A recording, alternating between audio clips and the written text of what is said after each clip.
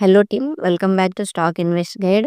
Clean max enviro energy solutions నుంచి IPO announcement అనేది వచ్చింది. ఈ వీడియోలో కంపెనీ గురించి, కంపెనీ యొక్క ఫైనాన్షియల్ డేటా, ఐపీఓ డీటెయిల్స్ అనేవి తెలుసుకుందాం.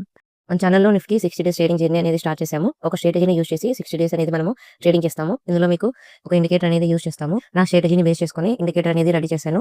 ఇందులో buy signal, stop loss, target lines అనేవి మనకి ఎంట్రీ లైన్స్ ఆటోమేటిక్గా ప్లాట్ అవుతాయి. ఒకసారి చెక్ చేసుకోవచ్చు. ఈ వీడియోస్ అని 33 డేస్ అనేది కంప్లీట్ అయింది. షార్ట్లో ఉంటాయి. షార్ట్స్ వీడియోస్ అనేవి మీరు చెక్ చేసుకోవచ్చు.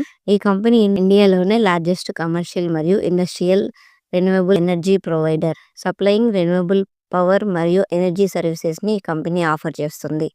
ఈ కంపెనీ యొక్క ఫైనాన్షియల్ డేటా అనేది చూసినట్లయితే రెవెన్యూ వచ్చేసి మార్చి 2023 నాటికి 960 కోట్లు, మార్చి 2024 నాటికి 1425 కోట్లు, మార్చి 2025 నాటికి 1610 కోట్లు అనేది ఈ కంపెనీ యొక్క రెవెన్యూ.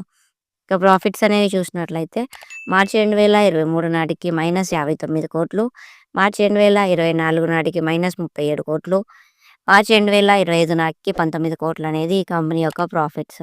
ఈ కంపెనీ యొక్క రెవెన్యూ మరియు ప్రాఫిట్స్ చూస్తే ఈ కంపెనీకి అప్లై చేయాలా లేదా అనేది ఒక ఐడియా వస్తుంది.